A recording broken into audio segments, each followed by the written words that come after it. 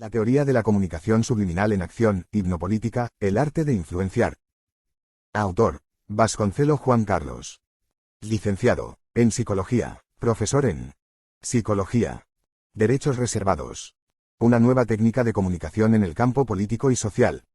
La comunicación persuasiva aplicada al campo político y social constituye una novedad como instrumento de comunicación. La denominamos sociohipnología, o hipnopolítica, por la conjunción entre la comunicación sugestiva, subliminal o hipnótica y la práctica política en la sociedad tal como la concebimos.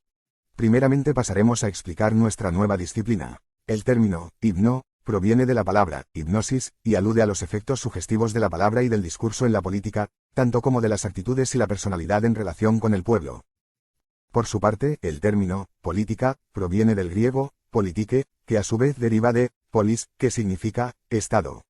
En términos concretos, la política trata de los hechos del Estado, de la cosa pública, de las cuestiones concernientes a la comunidad, el país, la economía, lo social, y las problemáticas como la desocupación, la crisis social, etc., que requieren una solución política.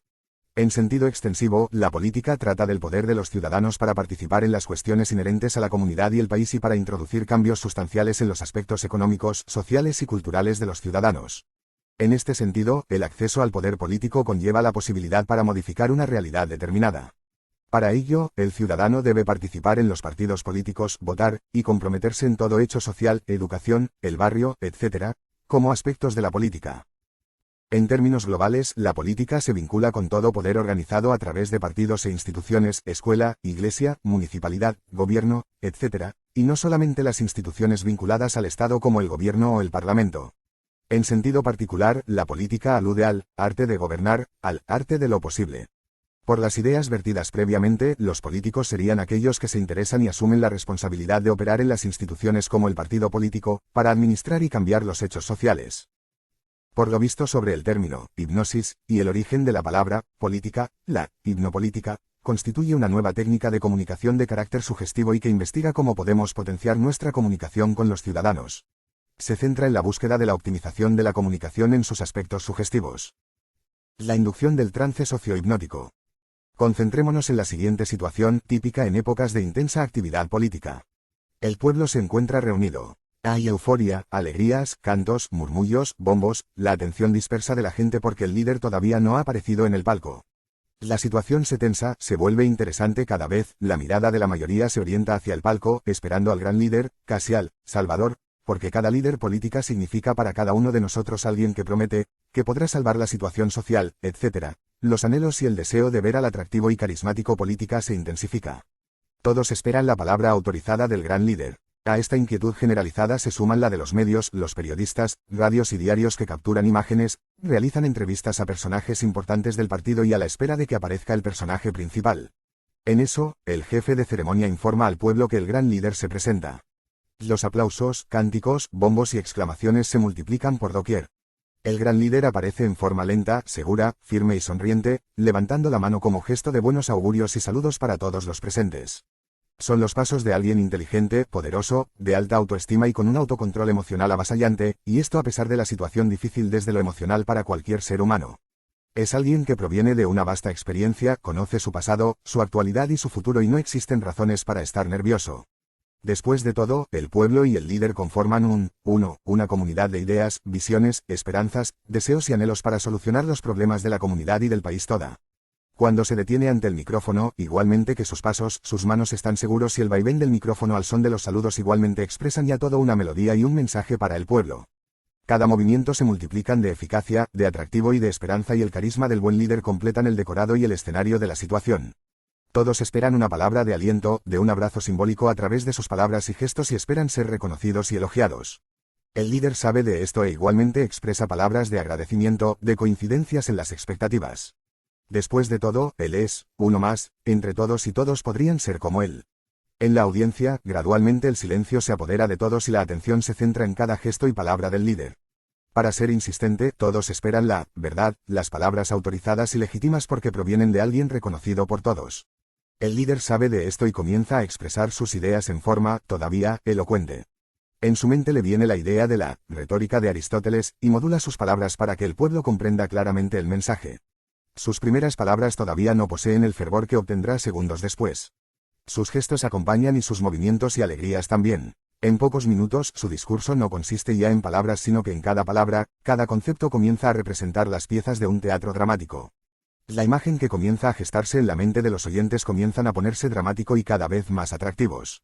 El líder expresa, discute consigo mismo, se hace preguntas, relata una anécdota, mira fijamente a algunos y a todos. Su seguridad torna impávidos a todos y sus palabras e ideas comienzan a posicionarse del mismo. De su historia emocional, de su familia, su barrio, la comunidad, su papis, el partido.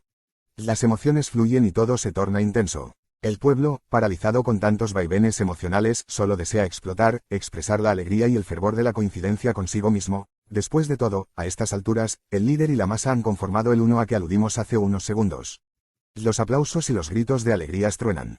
Todos desean ser abrazados y queridos por el líder, por el gran padre del pueblo. En otros términos, el líder político se constituye en el organizador y el conductor de los pueblos. Su nomos, ley, es el nuevo orden de cosas prometida desde la sensatez y el realismo práctico. Una vez presupuesto, el líder no ignora la ética y la diferencia entre las ideas teóricas y las propuestas prácticas. Su ley, por lo tanto, constituye la nueva delimitación de la realidad, una definición de los hechos que se caracteriza por ser una alternativa a los hechos consumados por la oposición o el gobierno en turno. En el discurso del líder resuenan los términos del cambio y las nuevas definiciones de la política, el Estado, el gobierno, el papel del partido y los diferentes segmentos de la sociedad. Por lo tanto, deducimos su ley desde su discurso, sus propuestas, sus nuevas definiciones de la realidad y los medios prácticos para su consecución. Esta ley del conductor rige la vida de los grupos y la sociedad. El hombre es un ser jerárquico y esto posibilita la organización de los partidos políticos, las comunidades e instituciones y todo grupo humano inserto en un orden social que no puede excluir la política porque la misma organización social, desde los hechos cotidianos hasta los hechos culturales, son regidas por la política. En su faceta de conductor de las masas y del pueblo, gracias a su influencia o poder para cambiar la percepción y pensamientos de su gente, logra atraer y sugestionar a la multitud. Su carisma fascina e impulsa a la imitación. En otros términos, la autoridad carismática de todo político se basa, sobre todo, en las cualidades psicológicas como la forma de ser, o personalidad y su retórica, su discurso. El político no debe aparecer dominante o posesivo, sino independiente de todo intento de control del pueblo y mantener una actitud o forma de ser neutral para sus seguidores. Debe estar más allá del bien y el mal para lograr impactar las mentes de sus seguidores. Debe querer a todos por igual y evitar el favoritismo. Volviendo a los atractivos personales del líder, podemos decir que el carisma denota un don, es decir, cualidades reconocidas como legítimas y deseados por los seguidores del líder. Tales cualidades surgen de la misma idealización del líder, se lo reviste de cualidades mágicas y omnipotentes tal cual el niño en relación a la imagen poderosa de su padre. De ahí el paternalismo de muchos líderes. Tal actitud arraiga nada menos que en el fondo de nuestra mente y posibilita la influencia de los políticos en la gente. De lo contrario, la rivalidad y el pensamiento crítico de la gente evitarían adoptar la propuesta política del candidato. El líder carismático y su influencia en el plano subliminal. ¿De dónde surge el carisma de los políticos? Los símbolos del carisma del líder son sus cualidades personales, personalidad segura, su inteligencia práctica y abstracta, su voz, fluidez verbal, ciertos atributos singulares que anclan en la tradición, rasgos vinculados con personajes famosos de la historia nacional como las Patillas, de Facundo Quiroga, etc., así como el nuevo ideal de vida que promete, modelo de mundo, de país, de comunidad, de sujeto, de familia, etc. En todo esto, opera la sugestión inconsciente o el poder de decir más de lo que se dice. Es lo que se denomina comunicación persuasiva, que posibilita la influencia subliminal. Desde el punto de vista del padre del psicoanálisis, Sigmund Freud, entre el líder y la masa de gentes reunidas opera el enlace libidinal. Es decir, como Freud define a la libido como un deseo, entre el líder y sus seguidores existen relaciones de ligazón afectiva profunda.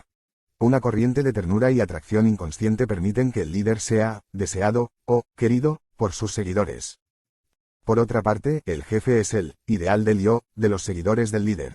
Es lo que todos buscamos ser. Por ello, cuando un líder se encuentra reunido con sus seguidores, lo que permite la ligazón y la unión profunda entre los miembros es la comunidad de deseos, y este fenómeno de ubicar al líder en el lugar de lo que todos anhelamos ser, ideal del yo. Si el líder logra captar estos procesos, podrá direccionar su discurso en el sentido de ser lo que todos buscamos ser. Esta situación es idéntica a la relación del hijo con el padre es el ideal del yo del niño, quien anhela ser como su padre. De esta manera, volvemos al paternalismo necesario de los líderes y de los políticos. Esto, naturalmente, difiere de quienes explotan el paternalismo según sus intereses privados. El paternalismo en sí mismo no es malo. Se corresponde con procesos psicológicos profundos como el proceso de idealización del líder o sustituto paterno. También cuentan las circunstancias: alta desocupación, subocupación, inseguridad, momentos de escasez, vacío existencial, y todo orden de carencias afectivas y materiales. Entonces, como consecuencia de la frustración y la crisis, el líder político aparece como el Salvador, el Mesías con su promesa, el carismático ídolo que nos conducirá a la tierra prometida. Por su parte, los seguidores asumen una postura infantil y crédula, falta de pensamiento crítico, como de expectativas positivas, esperanzas. Están sugestionados, hipnotizados por el poder de la palabra. Extendiendo un poco el tema del jefe carismático, podemos decir que el jefe carismático se funda en la autoridad de la razón, sus conocimientos de la ciencia social, psicología de los pueblos, sociología política, las clases sociales, su cultural, organización, proyecto de vida, anhelos, temores, costumbres, ideologías, cosmovisión, etc., los hechos de la actualidad local, nacional e internacional y las teorías del propio partido, la propia ideología, la postura de los diversos actores y las ideas de la autoridad moral del partido, por ejemplo Perón respecto de los peronistas, Balbín respecto de los radicales, etc. Pero, debemos recalcar un fenómeno ineluctable en lo atinente a la actividad de todo político, el hecho de que siempre debe recurrir a la autoridad tradicional, como garante de la legitimidad. Esto por la lógica concreta de que todo político busca ser legítimo, auténtico, verdadero, válido desde el punto de vista de los pueblos, quienes esperan políticos eficaces, éticos y sinceros. Esta legitimidad del político depende mucho de su propia autoridad moral, lo que a su vez dependerá de su discurso y su poder sugestivo. De ahí la utilidad de proponer una nueva ciencia denominada hipnopolítica, como instrumento de legitimidad y comunicación entre la clase política y el soberano. Otro concepto ineludible cuando se trata de la retórica del líder, es que la sugestividad de su discurso depende de muchos factores, entre ellas el carisma a que aludimos más arriba. Por otro, la promesa de todo líder. Esto tiene su lógica en el hecho ineludible de que el pueblo espera algo, espera cambios en lo económico y social, y la promesa conlleva propuestas de cambios. Por ello el pueblo se centra en la misma. El político debe saber que la naturaleza de la propuesta se erige como central para lograr un discurso legítimo. De esta manera, si el político considera su personalidad, su carisma, su discurso, la naturaleza de la propuesta que debe relacionarse con las necesidades básicas insatisfechas, mejor calidad de vida, satisfacción de las aspiraciones individuales y colectivas, etc., la multitud volverá a encontrar al héroe de su infancia con sus hazañas y promesas. El reencuentro con el padre mítico. Volviendo a la naturaleza de la hipnopolítica como disciplina de naturaleza aplicada al campo político, podemos decir que busca la optimización de las capacidades o habilidades comunicacionales de los políticos para el logro de resultados óptimos gracias a la utilización de los propios recursos verbales, fluidez verbal, retórica implacable, intelectuales como la memoria, la percepción clara de las situaciones, la inteligencia, el pensamiento, la creatividad, tanto como las habilidades prácticas en todos los campos. Mejor dicho, la hipnopolítica intenta estimular las capacidades positivas del pueblo, buscando evitar los conflictos negativos y las distorsiones en la comunicación entre el líder y el pueblo. Después de todo, el objetivo principal de la hipnopolítica como disciplina de la comunicación persuasiva en el campo político y social es que la propuesta partidaria y del líder sea legítimo y creíble. ¿Cuáles son los instrumentos técnicos de la influencia subliminal? El instrumento principal de la sociohipnosis es la sugestión a través de la palabra y la propia conducta del político. La misma se puede dar en forma directa, dirigida a la conciencia de los seguidores y no seguidores, o en forma indirecta, dirigida a la mente inconsciente de los oyentes. Si es empleada en forma planificada, redunda en beneficio del propio partido y en un mejor enganche emocional entre la clase política y el soberano. Por esto, se desarrollará en forma somera el significado de la inducción hipnótica y su ejemplificación en situaciones políticas, para proveer al político de un instrumento poderoso para lograr la legitimidad o credibilidad desde la mentalidad de la gente. Considerando que toda situación interpersonal implica la persuasión o inducción hipnótica, podemos definir la hipnosis como una técnica especial de la comunicación humana. ¿Cuáles son los objetivos de la hipnopolítica?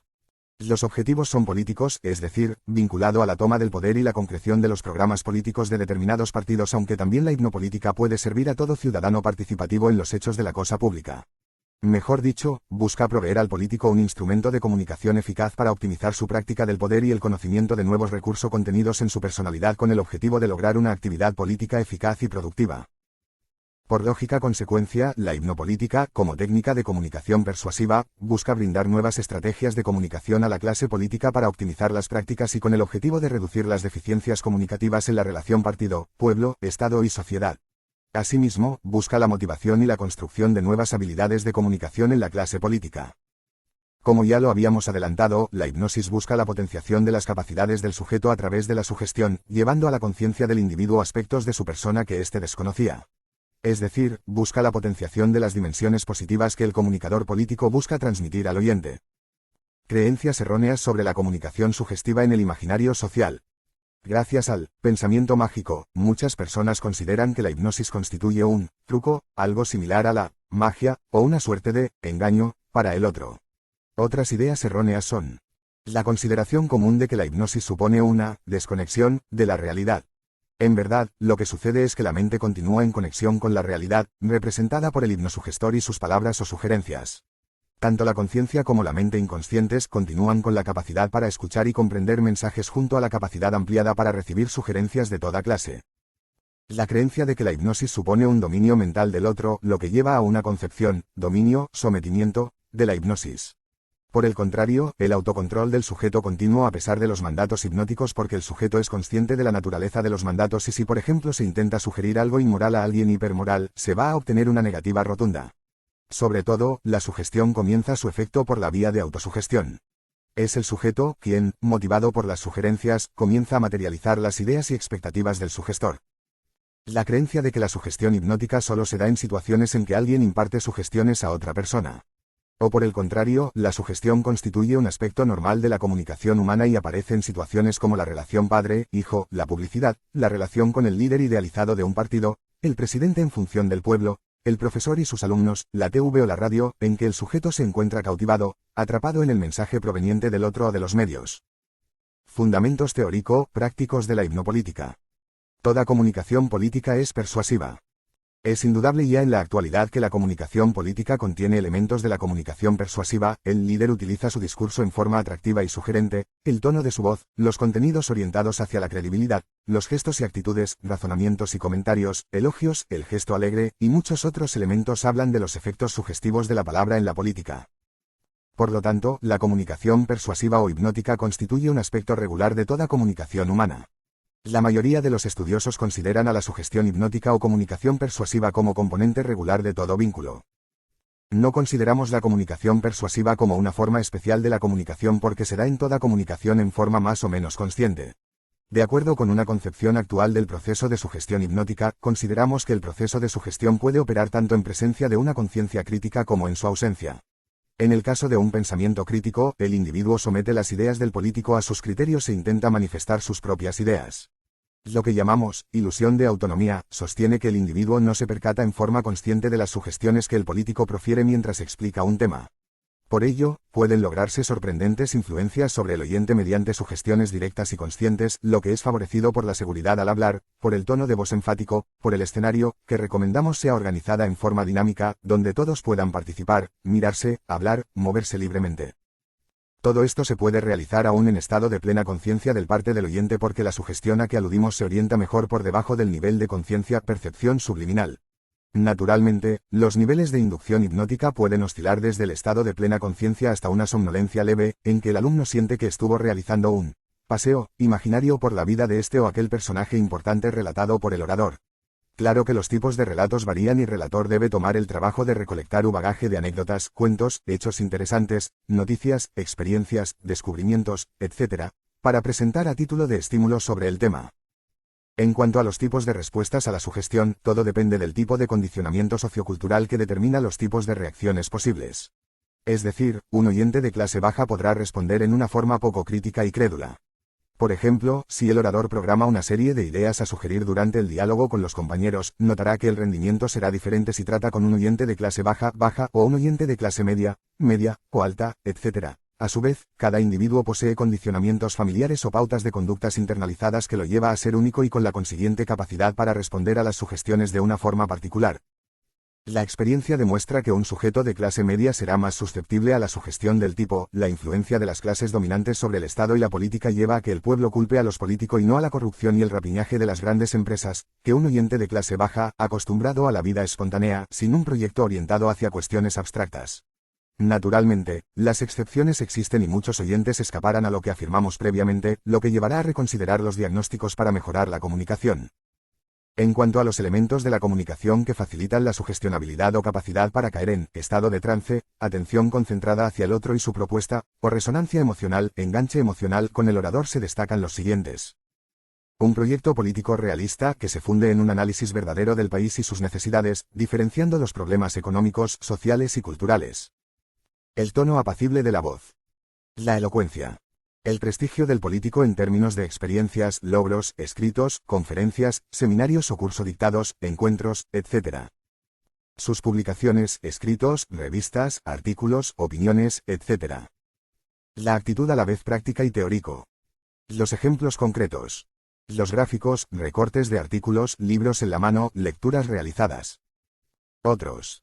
Los factores enumerados operan en forma conjunta para brindar el fondo común, o encuadre de la tarea que le permitirá desplegar un discurso sugestivo que ancle en lo más hondo de la mente del pueblo. Puede utilizar sugestiones positivas. Las sugestiones positivas estimulan la motivación e interés de las personas. Usted es inteligente y puede diferenciar qué propuesta es la más viable. Elogios, descripciones de los aspectos importantes de la otra persona, el reconocimiento de sus cualidades personales y familiares, estudios realizados, su currículum, etc. Por otra parte, existen dos tipos de sugestión que el orador debe considerar en forma particular, la sugestión por prestigio y la autosugestión.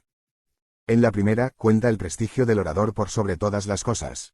Gracias a su reputación, puede dominar el tema que trata en forma óptima como poder abrir el debate, la reflexión, etc. Por lo tanto, el factor prestigio es crucial para crear una buena comunicación persuasiva.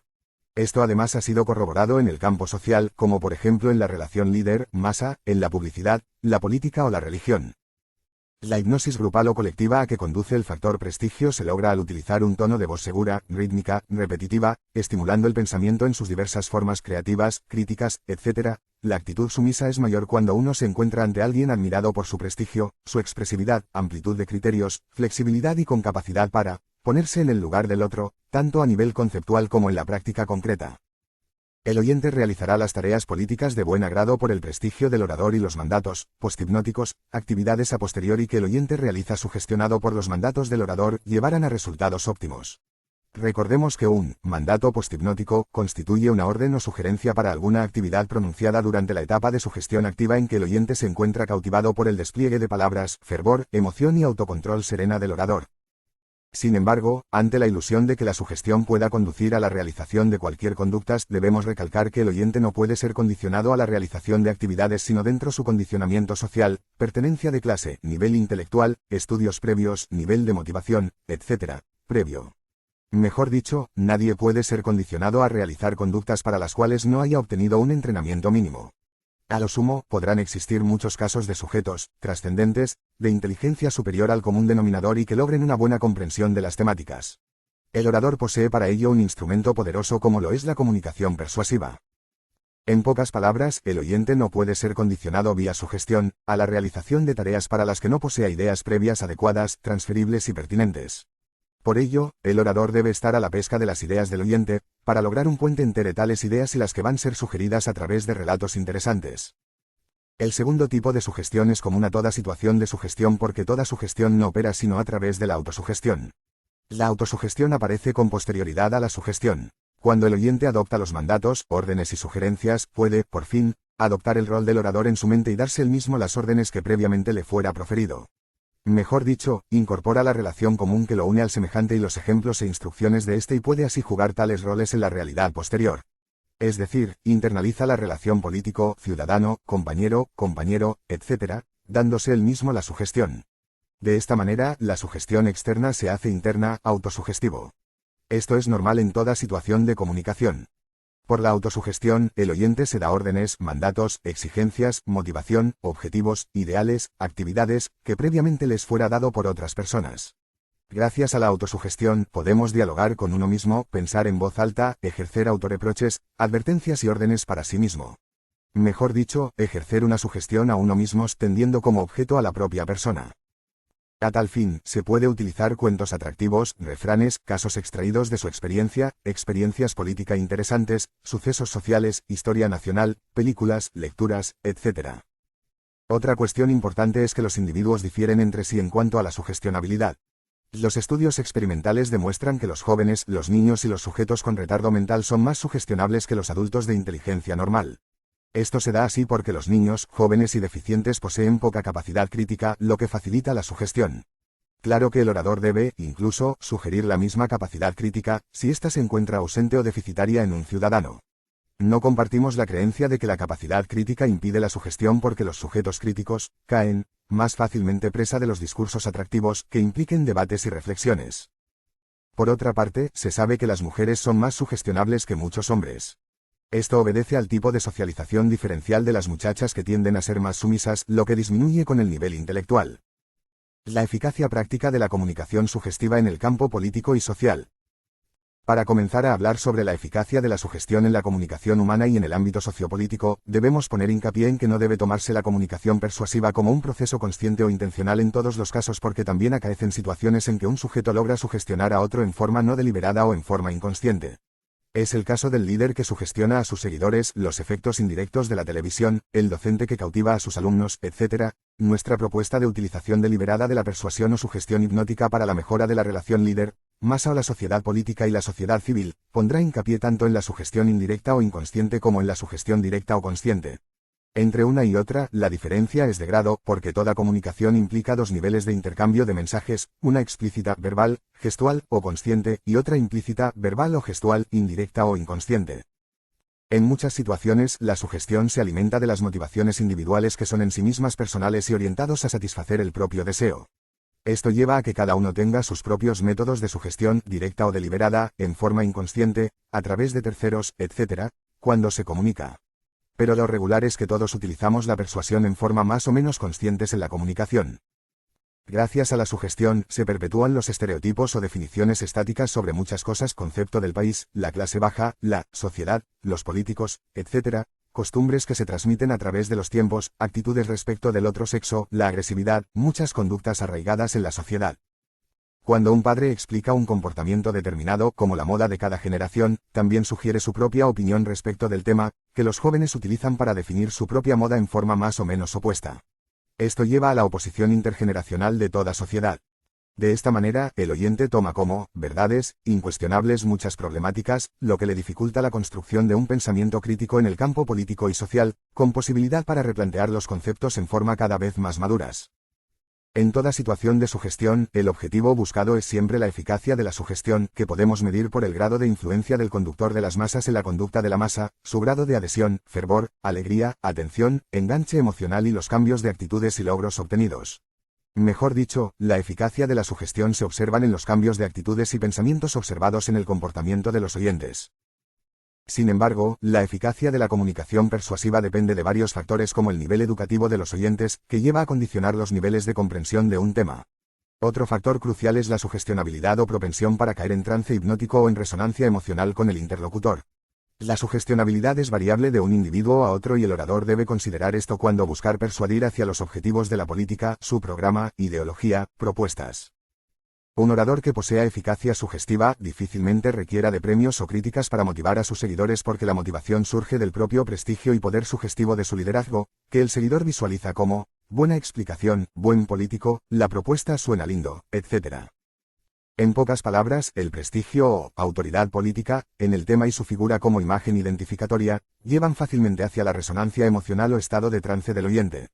Este estado se visualiza como una atención atenta, búsqueda de comprensión del tema, aparecen preguntas de interés, etc. No se debe olvidar que la utilización de la comunicación persuasiva tiene por objetivo el logro de mayores niveles de adhesión a la propia causa política.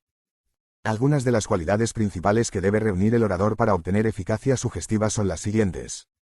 Debe ser creíble, legítimo, ante él mismo, sus colegas y seguidores. Debe ser profesional y demostrar idoneidad en su campo, conocer su país, la historia, la sociología de su pueblo, sus creencias, ideales de vida, cotidianeidad, etc. Debe poseer prestigio a través del uso democrático de su poder y de su saber. Debe poseer elocuencia y una retórica implacable. Debe ser activo, flexible y enérgico a través de su conducta verbal y expresiva. Debe controlar el deseo de dominio y control sobre los demás para evitar oposicionismo. Debe considerar que la empatía implica además de la conexión intelectual un aspecto emocional donde se compromete su vocación y amor por la política. Debe considerar que la sugestión será eficaz en forma proporcional a los sentimientos positivos experimentados hacia sus seguidores. Inversamente, la eficacia de la comunicación disminuirá en función de los sentimientos negativos. Debe considerar la coherencia y secuencia lógica de sus ideas. El tono de su voz debe ser enfático, claro, seguro y emotivo para facilitar la resonancia emocional. Si el orador considera los aspectos intrínsecos de su rol enumerados previamente, logrará una eficacia comunicativa mayor. En cuanto a los oyentes o seguidores, los facilitadores de la eficacia sugestiva se ubican en las siguientes variables. El nivel de motivación de logros. El grado de sugestionabilidad del oyente. El narcisismo o amor propio del semejante, que si es exagerado origina resistencia u oposicionismo. El grado de dependencia o autonomía respecto del otro. La mayor o menor responsabilidad ante las tareas. De esta manera, observamos que la eficacia de la sugestión depende de factores personales del orador tanto como de variables inherentes a la personalidad del ciudadano. Cómo obtener una autoridad legítima, gracias al poder sugestivo de su discurso en el campo de la política. Lo primero es diferenciar poder de autoridad. Cualquier persona puede tener un poder formal, otorgado en forma legal, vía elección y aceptado por los votantes. Sin embargo, una faceta del poder es que debe ser ejercida, es decir, implica una relación en que alguien se considera imbuido de atributos que le permiten actuar dando orden, organizando grupos, programando, dando órdenes, y en suma, ejerciendo una relación en que uno posee el poder y el otro no y que es quien sigue los dictados del poder. De esta manera, se suele concebir el poder como un instrumento para cambiar la realidad o al menos lograr un equilibrio de fuerzas entre los elementos en pugnas, Estado, sociedad, clases, partidos, etc. Por lo tanto, que los grupos sociales logren un orden y una dirección en sus comportamientos es posibilitado por lo que denominados poder en ejercicio. El efecto más inmediato de todo poder es instaurar cambios. Los cambios pueden ser de manera abrupta o en forma progresiva, reformismo. Pero, la contracara del poder es que, a pesar de las estrategias de poder, Foucault, suelen surgir contrapoderes que buscan minar los efectos hegemónicos de todo poder. Es la resistencia y sus estrategias de contrapoder. Dentro de los partidos originan internas y en la sociedad aparece como cero, oposición, con toda la dinámica política conocida por todos, críticas supuestamente constructivas, aunque en el fondo el objetivo es la caída del poder hegemónico. En nuestra sociedad, con una tradición occidental, la concepción común sobre el poder es que un individuo o grupo social ejerza el poder o la dominación sobre otro individuo o grupo social b. Esto lleva a la dialéctica de los dominadores y los dominados, la lucha y la lógica del amo y el esclavo, que desde Hegel tiene un auge descomunal. Es un enfoque poco feliz para concebir el poder, lleva a enfrentamientos y luchas interminables. La mejor concepción sobre el poder es la sostenida por la tradición oriental que implica el poder de a sobre a mismo. No es uno contra los otros sino uno mismo para con uno mismo. Esto permite que el individuo busque su poder en sus capacidades reflexivas, en su mente, en su historia emocional y no en el enfrentamiento paranoico con el semejante. Por consecuencia, la concepción occidental del poder lleva a los enfrentamientos antes que a los acuerdos y a un mundo de perseguidos y perseguidores.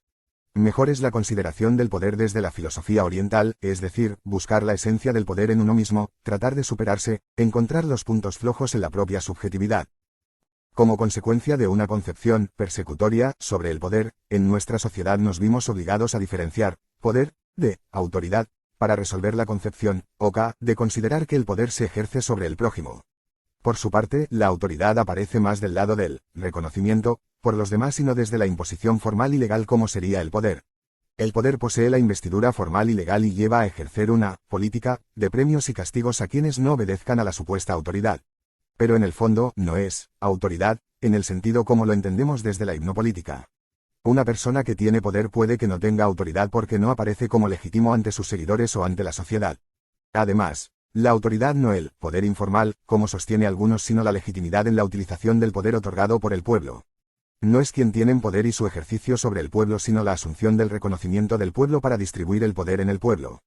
Esto lleva a una concepción descentralizada del poder. Cuando el poder formal se descentraliza, se logra mayor efectividad porque los ciudadanos obtienen gratificación en la participación y el reconocimiento mutuo de parte de los dirigentes. ¿Cómo lograr la autoridad o el poder legitimado según las sugerencias de la hipnopolítica? Podemos enumerar varias estrategias para lograr poder legítimo, autoridad, en el campo político. No olvide tratar con dignidad y respeto a los ciudadanos de su entorno. Otórguele confianza para lograr una confianza mutua.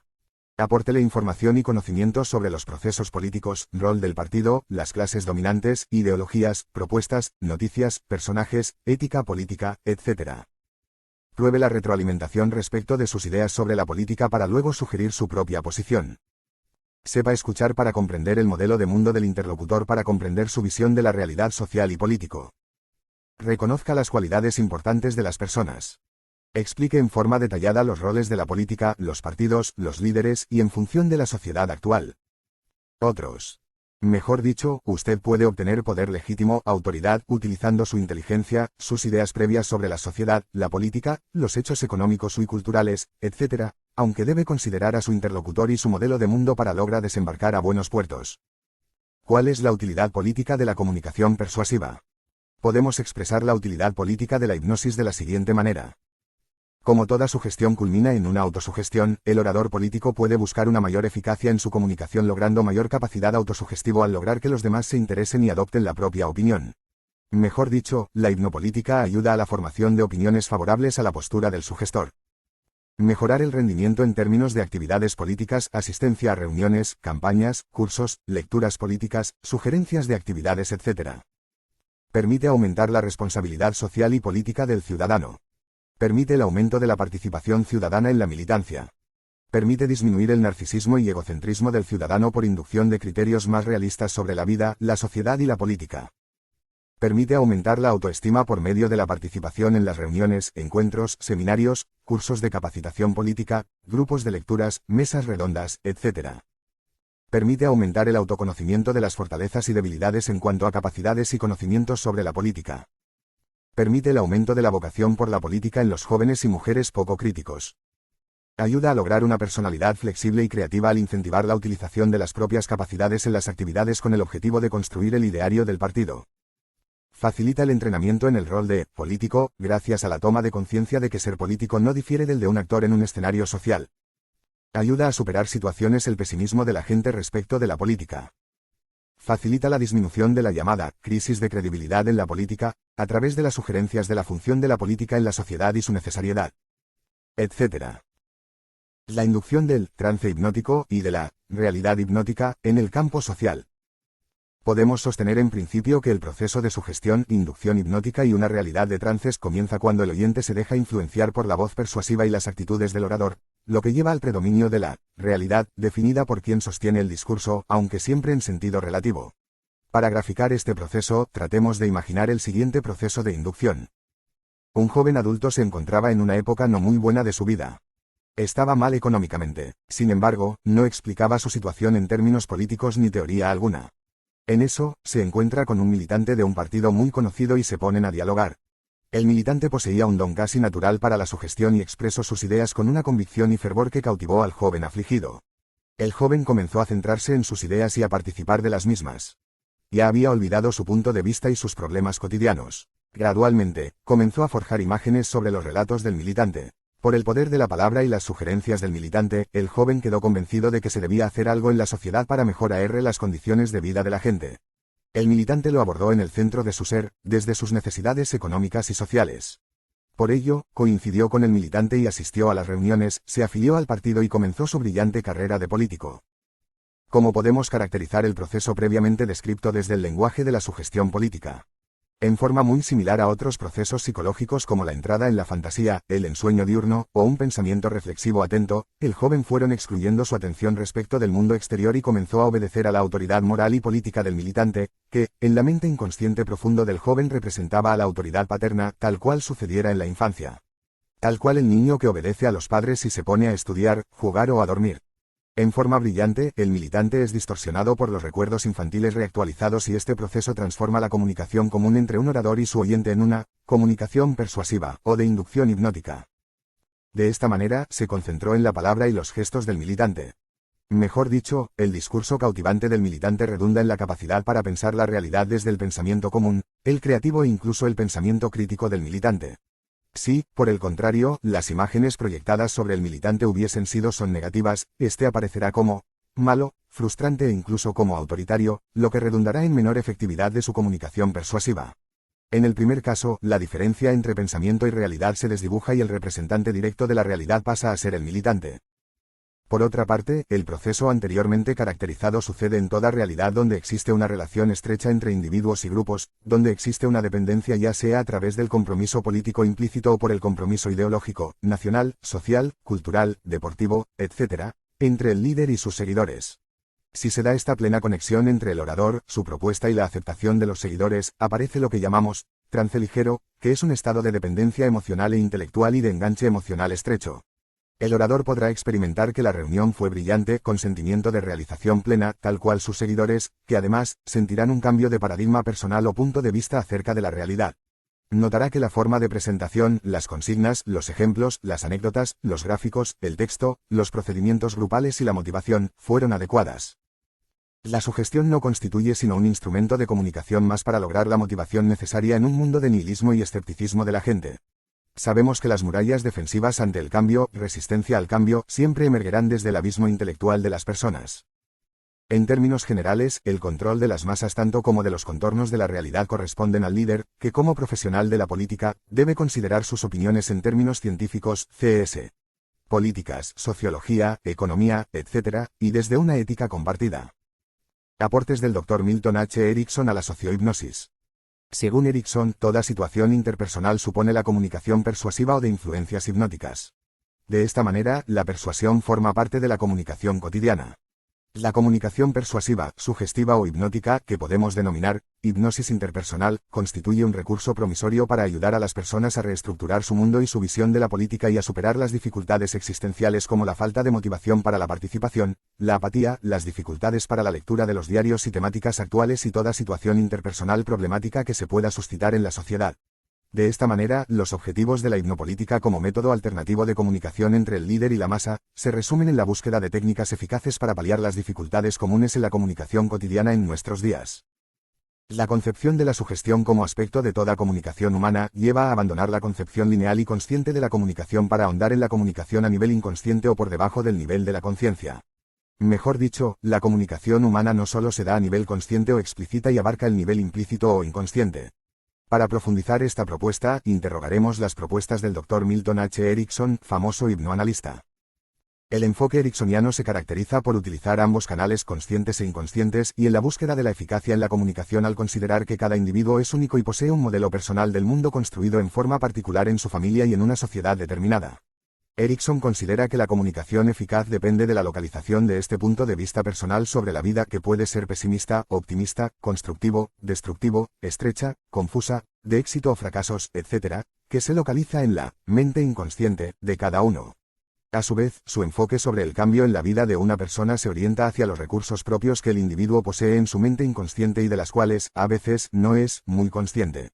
Su trabajo de persuasión a nivel inconsciente o a través de la comunicación indirecta a través de cuentos, anécdotas o experiencias previas, consistía en despertar el potencial dormida de una persona y buscando que el mérito de la tarea sea del sujeto y nunca del profesional. Mejor dicho, luego de una comunicación con Erickson, los sujetos lograban encontrar la solución a sus problemas obteniendo un mérito propio, lo que a su vez alimentaba la autoestima y el gusto por la vida. Esto es lo que debemos considerar desde el campo de la hipnopolítica para lograr cambios radicales en la mente de los ciudadanos.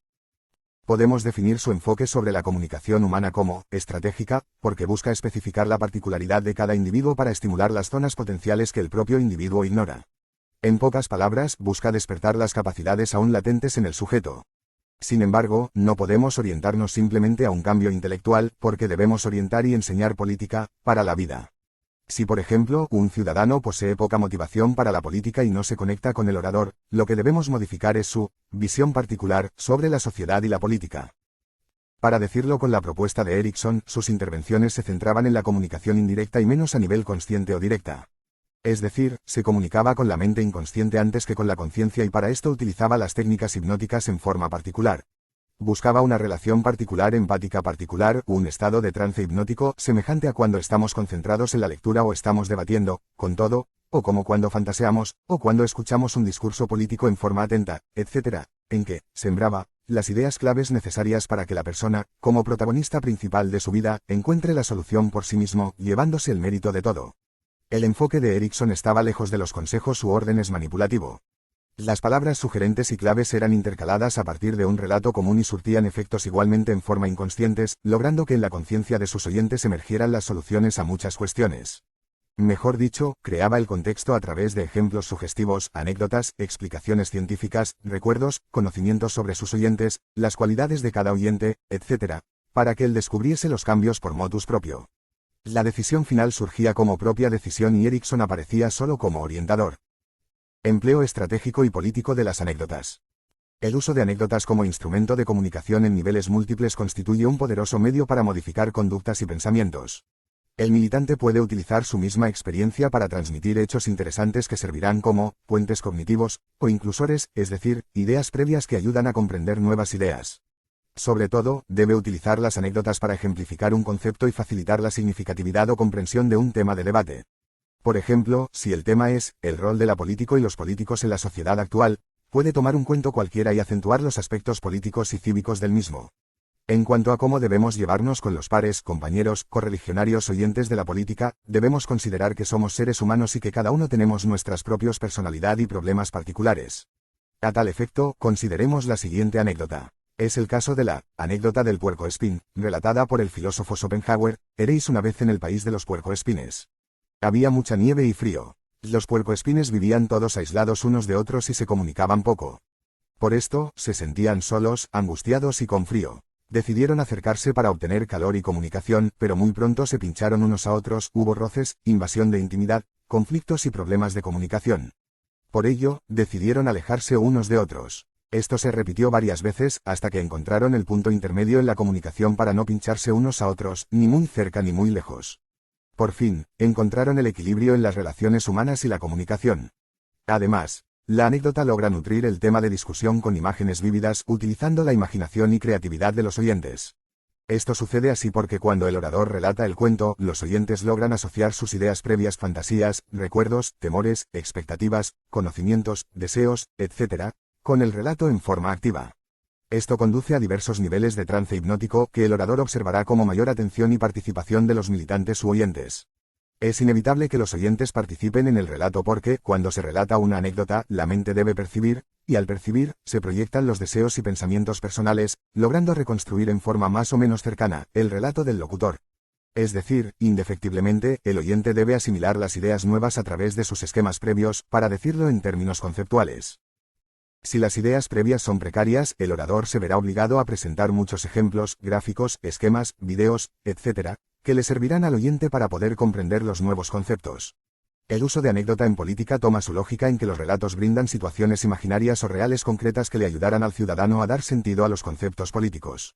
Es decir, las anécdotas brindan imágenes mentales que los oyentes utilizan para pensar, es decir, para relacionar significaciones entre sí. Uso de anécdotas para el logro de un buen rapport entre el líder carismático y sus seguidores. Podemos decir que están en lo cierto aquellas personas que consideran que para ganar adeptos debemos establecer el vínculo con las personas, porque el establecimiento de una buena relación constituye el sine qua non para el logro de los objetivos políticos. Muchos políticos persiguen votos en forma acelerada, sin implicarse con los ciudadanos, con vínculos precarios, lo que lleva a la falta de integración mutua entre los mismos. Es decir, no se llegan a conocer. El rapport empático significa que el locutor sintoniza con el oyente respecto de sus sentimientos y conocimientos actuales. Sin embargo, el logro de una buena relación es difícil y el orador puede utilizar el poder de su discurso relatando anécdotas interesantes. Por sí mismos, las anécdotas significan flexibilidad comunicativa y un modo alegre de enfrentar los temas. Pero para poder establecer un rapport empático profundo con la mente inconsciente, las anécdotas deben ser atractivas, estar vinculado con temas interesantes e implicar otras enseñanzas, como la transmisión de valores morales. Los personajes de cualquier anécdota implican siempre cualidades morales como la participación, solidaridad, la cooperación, justicia, etc., que el orador puede connotar, por oposición a la detonación, para lograr un efecto de sentido o resonancia mayor la dinámica de su propia charla con. En otros términos, la utilización de anécdotas como instrumento político implica la transmisión de un contenido político cualquiera, pero además, persigue un objetivo didáctico como es la modificación de las actitudes y valores de los ciudadanos. Un consejo directo o un sermón poseen un efecto nulo si lo comparamos con el efecto indirecto e inconsciente de un cuento vinculado al comportamiento y que los oyentes puedan tomar como modelo comparativo de sus propios comportamientos. Otra cuestión es que el orador puede personalizar sus relatos, como cuando se encuentra con ciudadanos muy tímidos o apáticos. Incluso, puede tener oyentes con dificultades más o menos severas hablar, en el pensamiento, etc., y por ejemplo, el relato del caso de Demóstenes, catalogado como el mejor orador de Grecia, se sabe que padecía de tartamudez, hasta que comenzó a entrenar su discurso con piedritas en la boca, a ensayar, etc., hasta que se transformó en el mejor orador, puede servir como modelo ejemplar para ciertos militantes. Los ejemplos son incontables y el orador debe matizar los relatos para que coincida con algunas problemáticas típicas de sus oyentes, con el objetivo de tocar los contenidos fundamentales de la mente de sus oyentes y lograr un cambio de actitud ante los estudios y el proyecto de vida.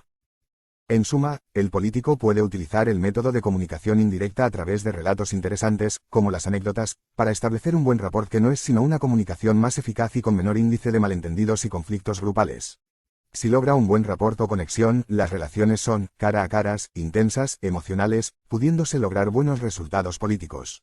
Esto sucede así porque el orador deja de comunicarse a un nivel superficial y logra conectarse con la mente profunda, con la mente inconsciente, pasando a significar un padre sustituto, con voz y voto, lo que legitima su palabra como la verdad.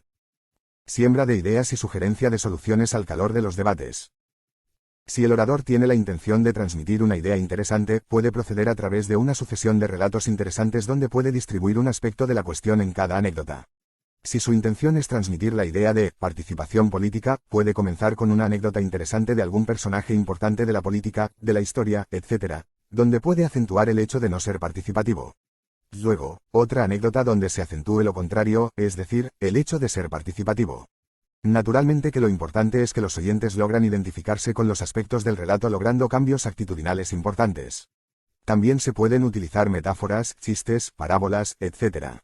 En el caso de búsqueda de soluciones, puede sugerir aspectos de la problemática a través de una anécdota y dejar otros aspectos para que el oyente complete la idea. Cada anécdota constituye una verdadera siembra de ideas que el oyente utiliza para completar el razonamiento y la solución del problema. En sí misma, una anécdota puede estar constituida por una problemática.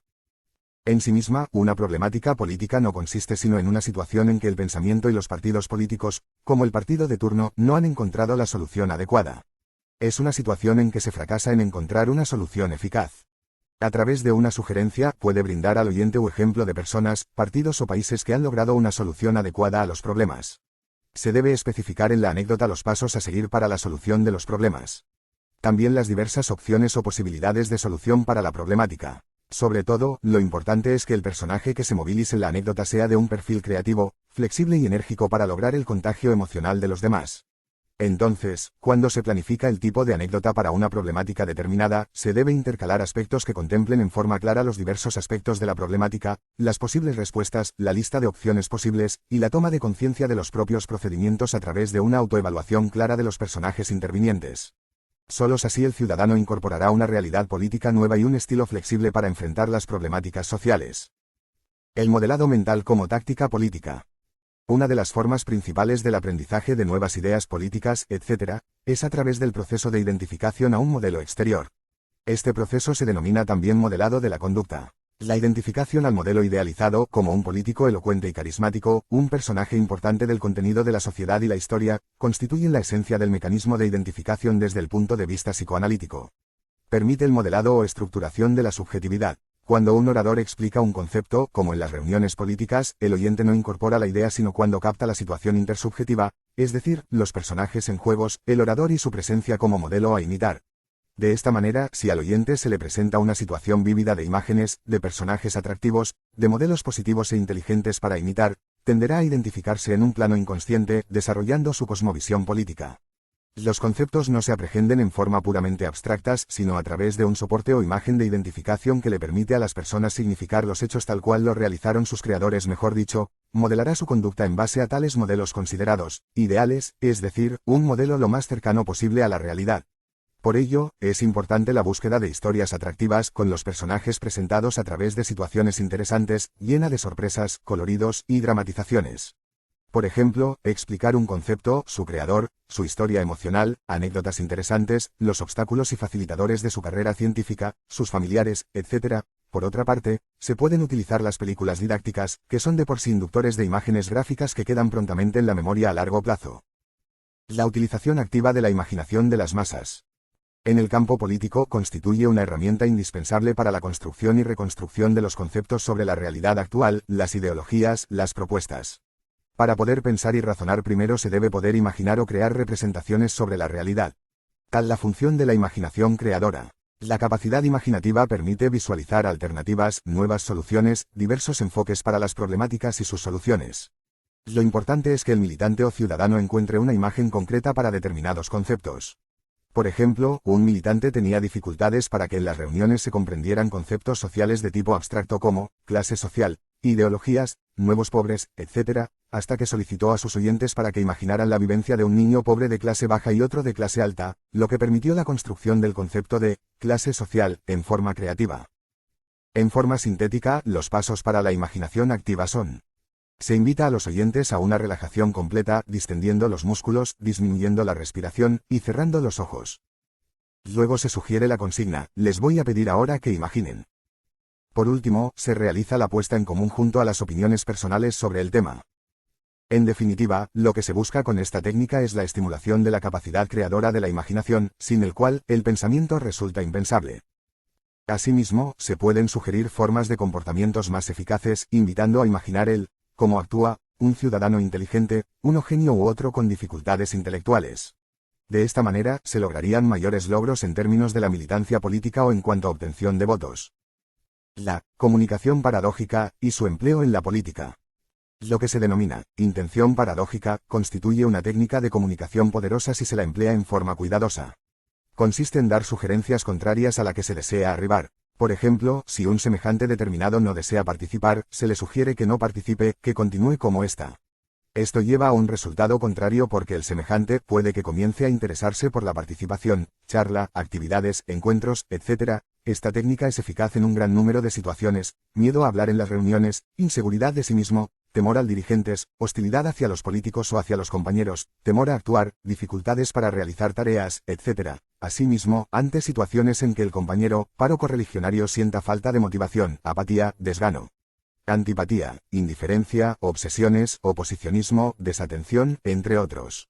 La militancia y comunicación política paradójica consiste en obtener logros en las masas gracias a la utilización astuta de los mandatos paradójicos. Un mandato paradójico se define como una persuasión contraria a través de órdenes o sugerencias que apuntan a actividades concretas. Por ejemplo, si existe un ciudadano oposicionista, no desea adherir a las propias opiniones, replantea permanentemente, es posible lograr un cambio rápido en su actitud gracias a un mandato paradójico del tipo: bueno, si usted desea, puede contradecir lo que digo, es más, le doy permiso para ello. Esta sugerencia puede llevar a un viraje total de la conducta. El oyente no tiene sino una ilusión de alternativas, consistente en creer que tiene la opción de no cambiar o cambiar, aunque tiene una sola: cambiar. Mejor dicho, la comunicación paradójica utiliza la intención paradójica, que consiste en sugerir lo contrario de lo que se desea lograr. Naturalmente que se deben cuidar los gestos y tonos de voz para que los oyentes no desconfíen de que detrás de los mandatos existen otras intenciones. Es decir, cada nueva conducta negativa puede ser condicionada a cambiar si se enunciar mandatos o sugerencias contrarias que indiquen claramente a las personas para que continuara realizando la conducta que realiza. En esto, tiene dos opciones: si continúa hablando, por ejemplo, realiza lo que el orador le ordenó, es decir, continuar hablando. Si calla, realiza lo que el orador desea, es decir, que se calle y adhiera de una vez a la causa sugerida. En los casos de individuos muy resistentes, la técnica de la comunicación paradójica puede consistir en acentuar la resistencia a través de una sugerencia directa o indirecta. Si es directa, puede consistir en una sugerencia del tipo: bien, se le permite a X seguir en su propia opinión, lo que obligará a cambiar de actitud. Naturalmente que pueden existir reincidencias. En el caso de una sugerencia indirecta, puede servir una anécdota cuyos personajes sean también resistentes como, lo que debe ser acentuado con el tono de voz, la mirada, el acercamiento, u otra actitud inductora. A veces, puede servir una sugerencia para todo el grupo reunido, aunque el objetivo sea para algunas personas. Una clase de comunicación o intención paradójica consiste en prescribir el síntoma, conducta, o actitud sintomática que se desea cambiar. Por ejemplo, a las personas no se empeñan en la participación, se les puede dar permiso para seguir como están, o a no realizar actividades. Esto llevará a aumentar la motivación para cambiar y actuar, porque al estar en grupo, ninguna persona deseará aceptar una actitud negativa. Algunas personas temen cometer errores y la solución a esto puede ser el darles permiso para equivocarse, lo que llevará a utilizar las energías en las soluciones antes que en evitar la equivocación. Otra manera de sugerir un mandato contradictorio o paradójico es describir la conducta sintomática en sus propias palabras. Si por ejemplo dice que no pudo realizar la tarea, uno podría repetir las frases en forma serena y clara, junto al permiso, para que continúe con su actitud. En todos estos casos, la persona trata de realizar lo contrario de lo que se le ordena. Naturalmente, la técnica requiere de práctica y se podrá comprobar que, si las personas no padecen algún trastorno de personalidad, oposicionismo, conflictividad, etc., severo, podrá reaccionar en forma contraria a los mandatos. Si usted realiza el experimento con un familiar, podrá comprobar que una orden del tipo, sí, puedes continuar hablando, etc., será muy difícil para la persona seguir hablando.